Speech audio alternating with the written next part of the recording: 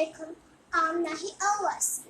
I'm a student of Shahid Mohsin Honor Girls College. I'm also a student of Mohsin Smart English Learning. Now I'll talk about the importance of English and Mohsin Smart English Learning. English is an international language. It is a family language too.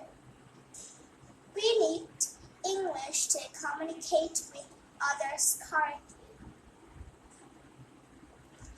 If you want to get more marks in English, you have to learn English. And if we go in another country, we have to learn English. So that's why I learned English from Mohsin Smart English Learning. I learned many things from Mohsin Smart English Learning.